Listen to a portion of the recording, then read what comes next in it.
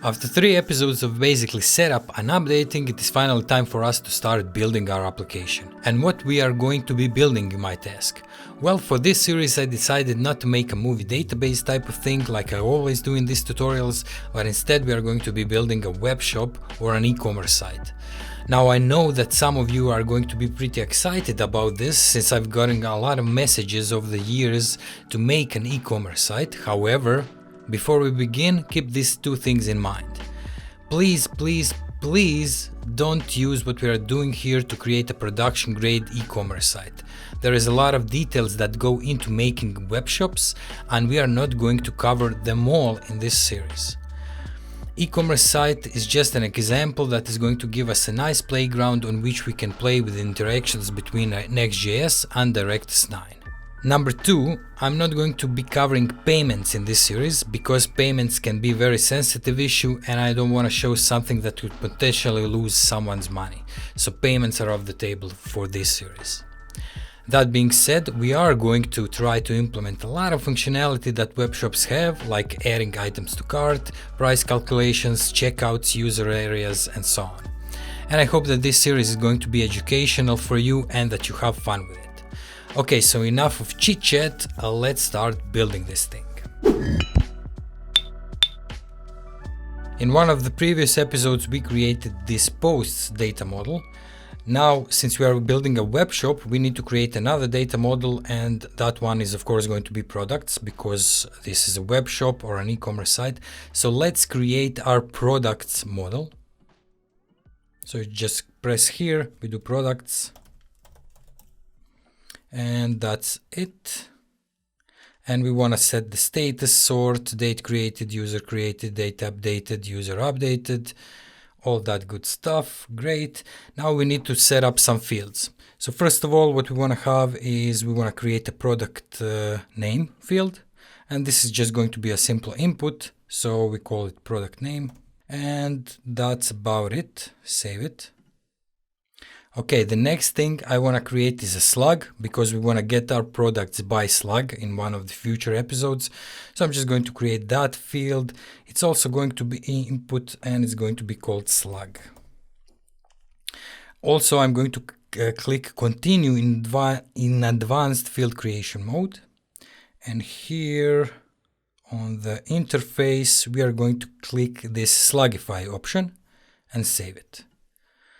So the next thing is going to be a product description. We create a field. It's going to be what you see, what you get editor. And we are going to call that product description. Okay, product description. And as you can see, for the what you see, what you get editor, you have this toolbar drop down. And currently it selects 16 items. But you can add more items if you like. So align center, justify left. Currently it has bold, italic, underline, and so on. So just add whatever options you need right here. I'm going to leave it as is for now. And that's it. We save that.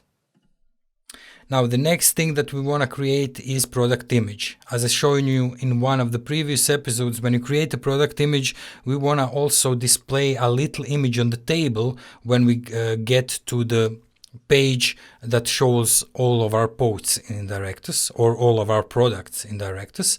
But for some reason, we don't get that option to choose that we want to show that image. So what we are going to do, we are not going to create field, but we are going to create field in an advanced mode. And then we're going to select single file and create it that way. So we need to define a unique column name. It's going to be called product image. Then for the field, we just leave this as is. For the interface, we want to upload an image and we want to crop that image as needed. Okay, and then for the display, we want to display in an image and we don't want to display it as a circle actually. We are just going to leave it as is and save this. Great, so we have this, and one more thing that we need for our products is price, of course. So it's also just going to be a simple input field, which is going to be called price. And that's it. So we created our products model. Now let's just make our product form a little bit nicer. So I'm going to take the product name and make it half width. slug is also going to be half width, and it's going to be in line with the product name. Then we have product description, product image, and I'm also going to set price to be half width, and that's it. Okay, I hope that this is saved. And now we can add our products to Directus 9. So we go here and we click on products, and now we want to create a new item. So first of all, I'm just going to create an item that is going to be called super duper head. Lorem for the description. I'm going to choose a drop down image, so I'm going to choose this one. And for the price, I'm just going to put it to be $19.99, and that's it. Save it. Now after this, I'm just going to behind the scenes add 2 more products so that you don't have to look at this. Okay, so now we have 3 products. One is called super duper hat, one is called original t-shirt, and the other one is called very good mug. However, I don't like this table, so we are going to set it up to be a bit nicer. First of all, we don't need description here, so we are going to remove it. Then I'm going to put the product image. As you can see, we got these images right now. I'm going to put product image to be the first thing in our list. Then we want to show the product name. Then we want to show the product slug, the status of the product, and let's set to show date created also. And that's about it. Okay. So now our table looks nice. Next thing that we want to do, we want to set up categories. So as you can see, we are selling mugs, t-shirts, and hats. So we want to have categories for those products. So we need to go to data model again and create those categories. So now we are going to click on this again. We are going to call this categories. And that's it. Of course, we want to set status, sort, date created, user created, date updated, and user updated. Save this, finish setup. We are going to have only 2 fields on categories. It's going to be category name and the slug. So we create a field, which is just going to be an input, and it's going to be called category name. Okay, save it. And then create another field, which is also going to be input, which is going to be called slug. Continue in advanced field creation mode. For the interface, we make the enter value to be URL safe. Great. Save it, and that's it. Now we add some categories. So we go right here, create an item, and the first category is going to be hats. Save it. The second category is going to be t-shirts.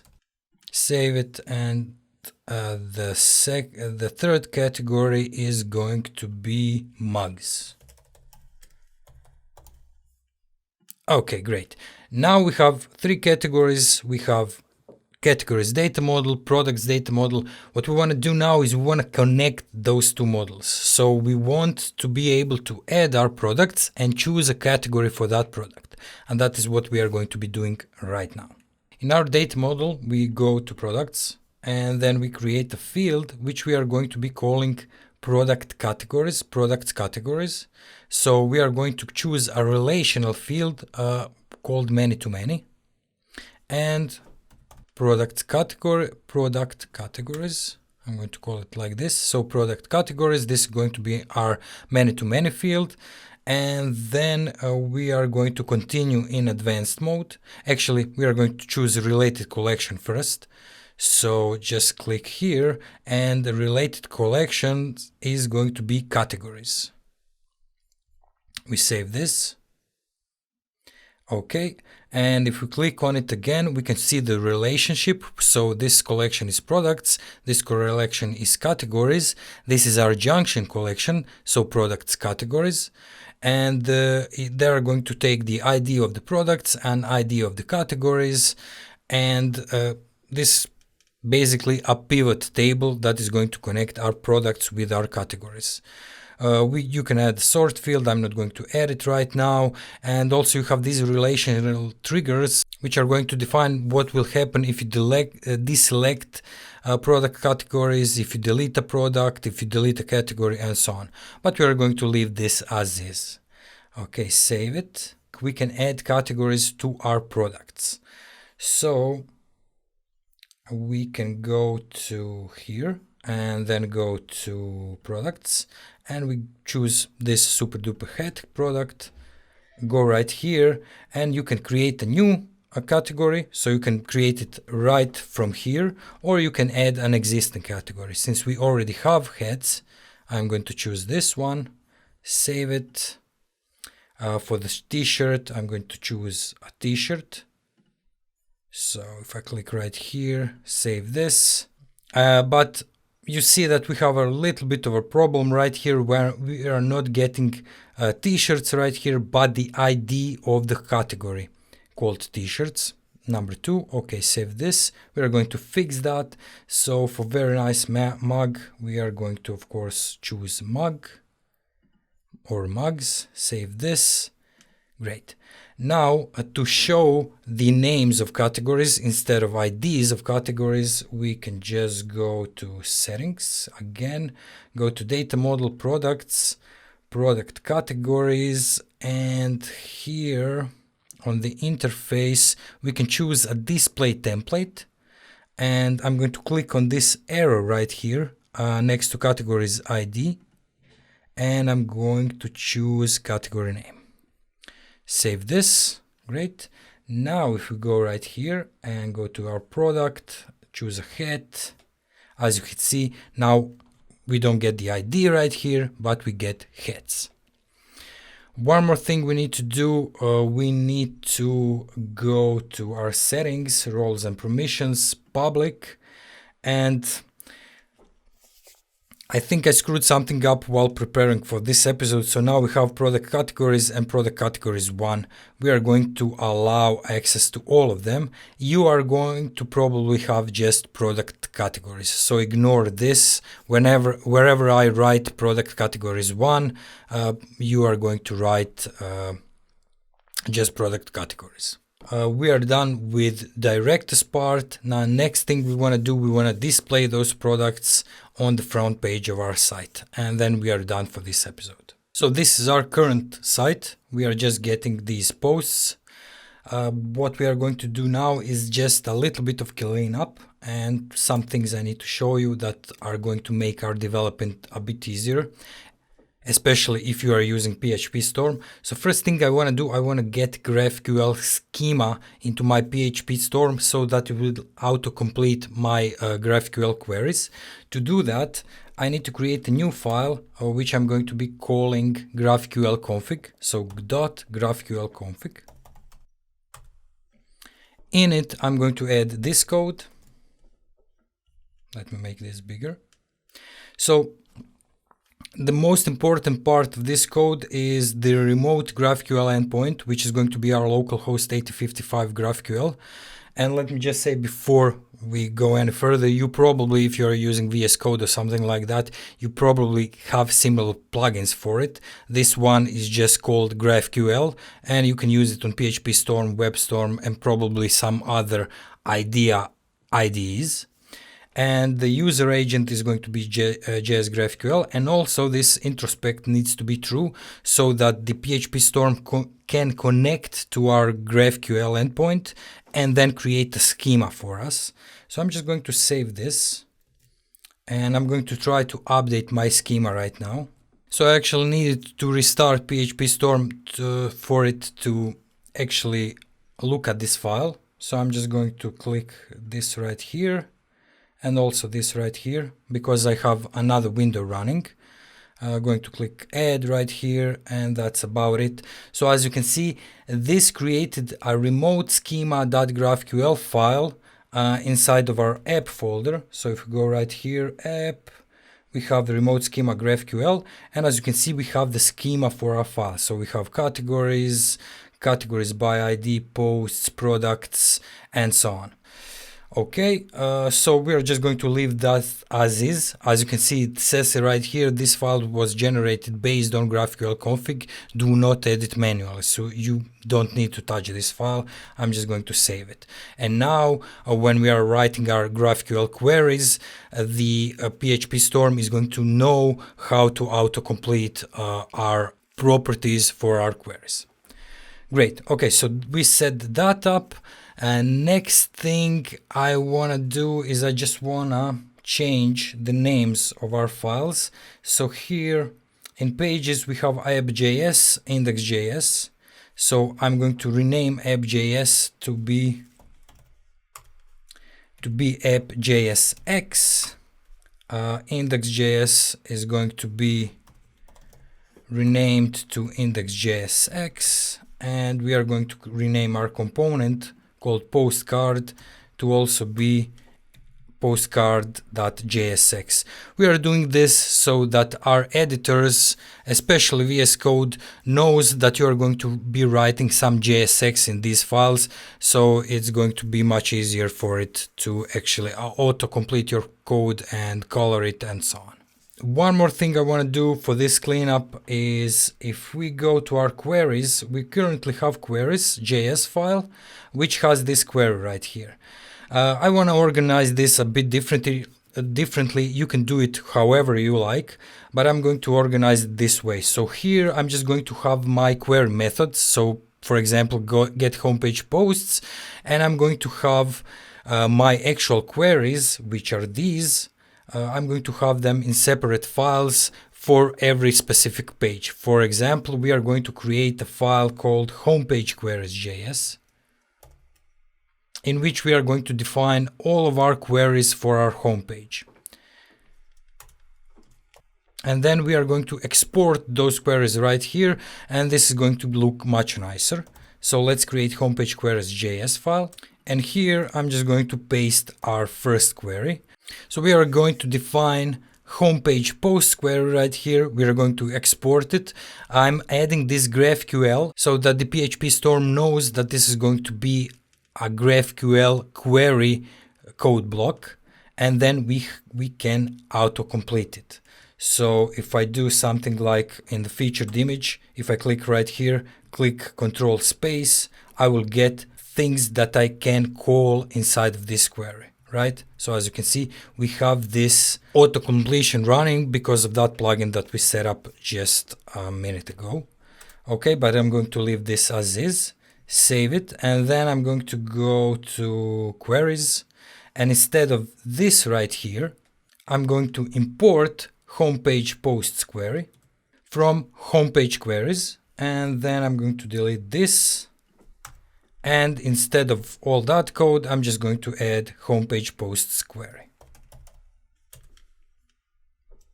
And you need to add a comma right here, and I think we're done. If I save this and check out our page, it may not work because we change all of those files. So if this doesn't work, you just restart your server. So you do Control C here and npm run dev again. Go to our browser, let's try to refresh it, and now our site works again. Okay, so this is great. We did our cleanup. Now let's get all of our products and display them on this page. Okay, so now we wanna display our products on our page. We are going to style it a little bit differently than our posts and make it look a bit nicer. But first of all, let's just start from postcard.jsx. So I'm going to create a new file. I'm going to call that file productscard or productcard.jsx, and in here I'm just going to copy all of the things from the postcard. So right here, we just copy this, make it a little bit bigger. And now we are going to change the name of this. This is going to be, of course, product card. And now we need to think about the things that are going to go into our product card. So first of all, we are going to add an image. Okay, we need that. We need the product name, and we also need the price. And we also need a category. Okay, so here for the image, everything is good. For the title, we want to set this to be category name. Not category name, but product name. For body, now I'm just going to display a price, and I'm also going to display a category. But we are going to style this a bit later. Okay, so this is the first draft version of our product card. So now let's try to display our products just like we are displaying our posts, and then later we are going to style it a bit differently. So in our homepage queries, I'm just going to define a query for getting our products. And this is going to be it. So we are going to call it homepage products query. Of course, I'm defining that this is GraphQL. And now for the homepage products, we want to get the products. We want to get the product name, price, product image with an ID. And then we want to get the product categories, which we need to define with categories ID. And then here, I'm just going to get the ID of the category and category name. And that's about it. Save this. Now we go to our queries. And here I'm going to define a new method for getting our products, which is going to be called get homepage products. And so we are just getting homepage products just like for homepage posts, except here we are not calling homepage posts query, but we are calling homepage products query. And we need to import it first here. Homepage products query, and that's about it. Okay, save this. Next thing we need to do, we need to go to our index.js X file and display those products. We need to change this fetch method right here for our GraphQL, and we need to change some things down here. Okay, so let's go line by line. First of all, we are defining data posts and isSuccess right here. We are not going to be calling this posts, but products. So the data that we are getting, we are going to call it products. For the use query, we are also going to define this to be products query. Next, we don't need to get homepage posts, but get homepage products. And you also need to import it right here. PHP Storm imported it for me automatically. Great. Next, let's change the title of our application. This is going to be an e-commerce site. Then we are looking if the fetch is successful. If it is, we want to map our products to display on the page.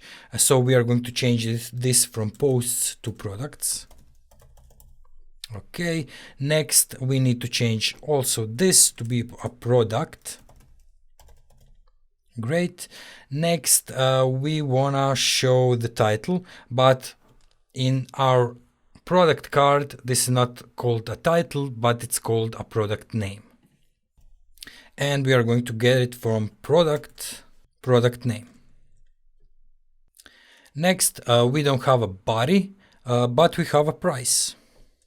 So this is going to be product price. Then we have an image, but this is going to be product. And it's not going to be a featured image, but it's called product image. Product image.id.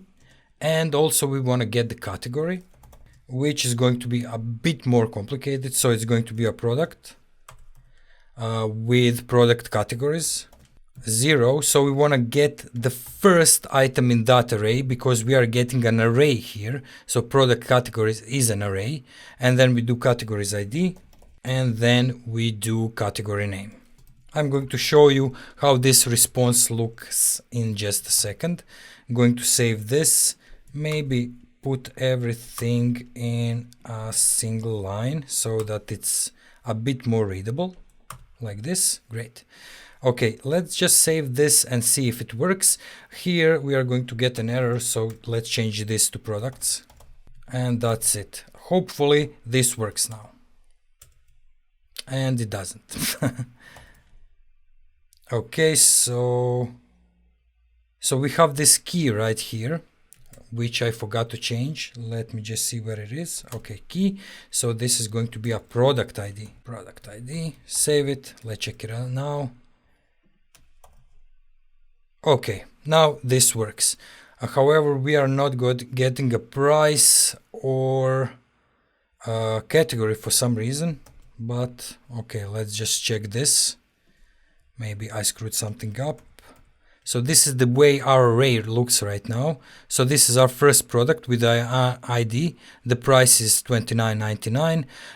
And what I said about the categories, so product categories is an array in which we get categories ID we get the first item with the category's ID, and then in it we have the category name, which is heads, and ID of 1.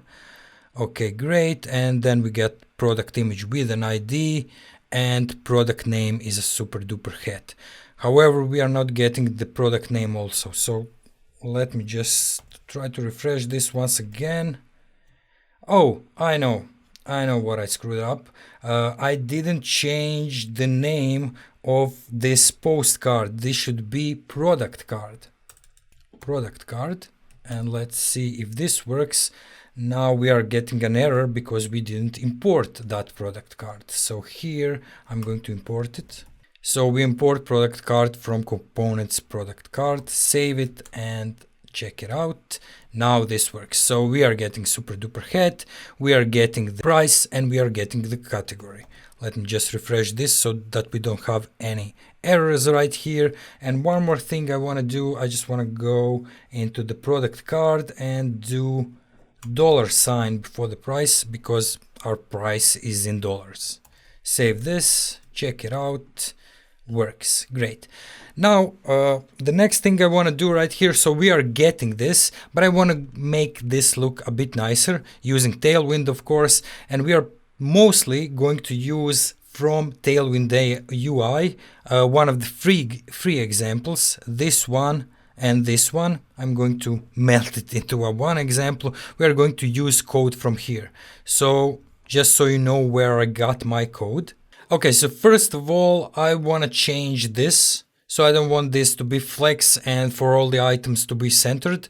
So I'm going to change that, and I'm going to copy some classes right here.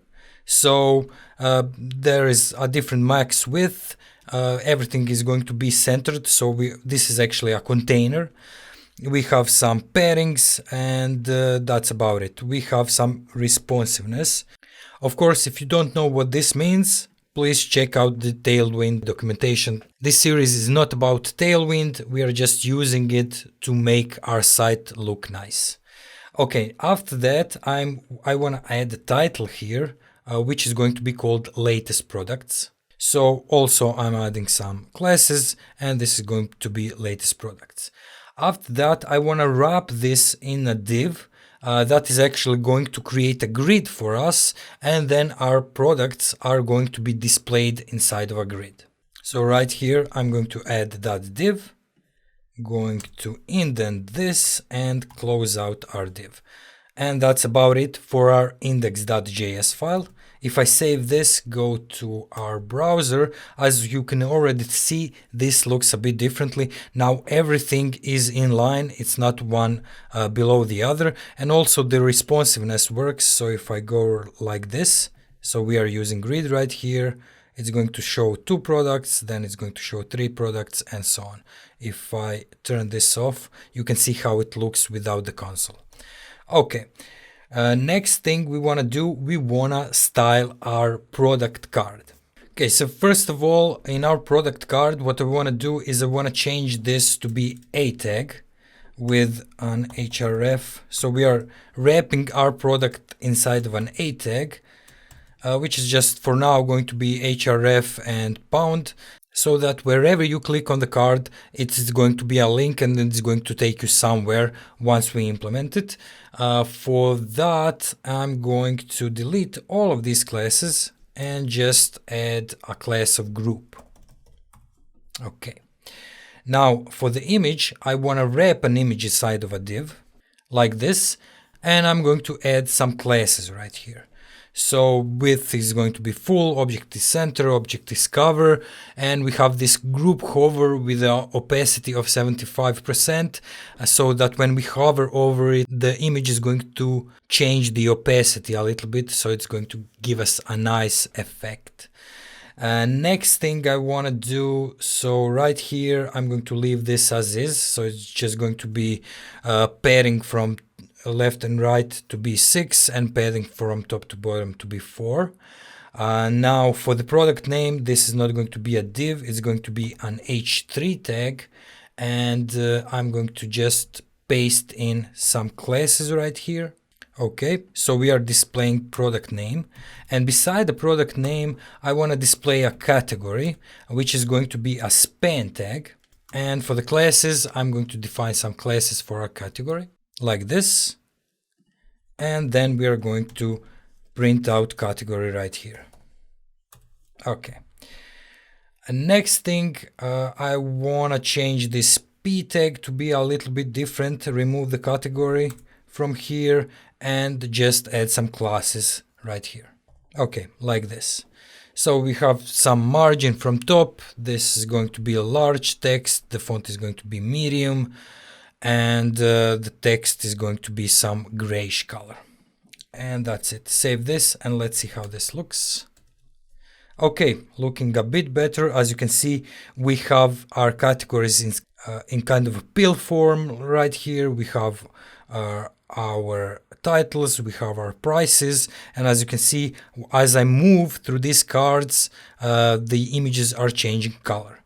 Now, one thing I don't like right here, and I want it to be kind of similar to this, I want all the images to have the same width and height, and we can change that by just calling Directus up. Here that we are getting the image from Directus, we can just add some parameters to make our images have certain width and height.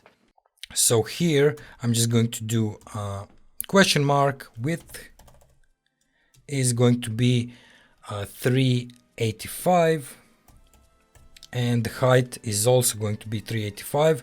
You do this and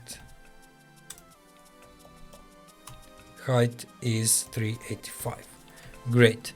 Save this, check out our browser, and now as you can see, this looks much nicer. So all of our images are the same width and height. And also responsiveness, thanks to Tailwind, works just out of the box, right? Okay guys, so this has been it for this video. Remember, everything we did here will be available for you on GitHub. The link will be in the description below. And as always, thank you guys for watching, and I will see you in the next one.